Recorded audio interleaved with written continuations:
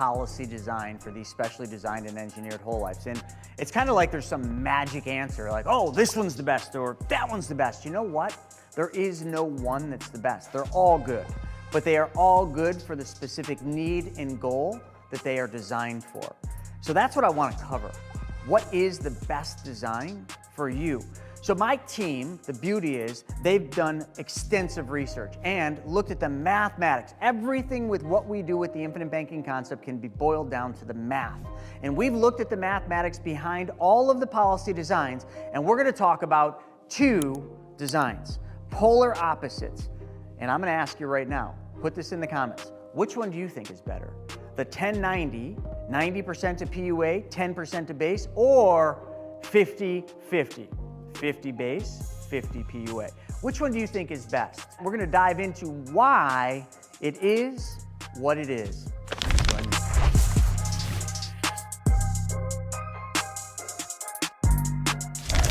So let's dive in, and I think the theme of today's video is to dump or not to dump. Now, what do I mean by dump? Well, I mean dump in money. And all that would be is, let's just say somebody has money sitting in a bank account, or you got money sitting somewhere.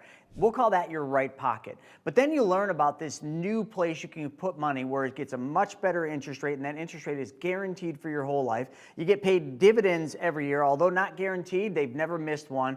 Both the interest and dividends grow tax-free. It's private. It's protected against judgments and liens in most states, and it provides a death benefit when you die that is paid tax-free. Come on, shut the front door. And all you got to do is change one thing, and that's where your money goes first. So the dump is, I'm going to take money out of that bank or wherever it was, and I'm just going to move it and put it into my other pocket that had all those benefits. That makes sense? So most of our clients do a dump-in.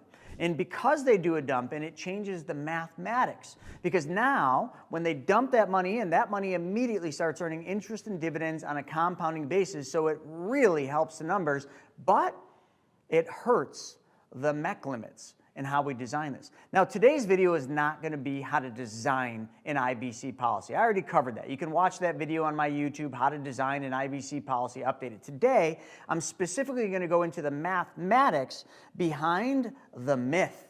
And remember, I said the polar opposites, 90-10 and 50-50. And I asked you, which one do you think would be better?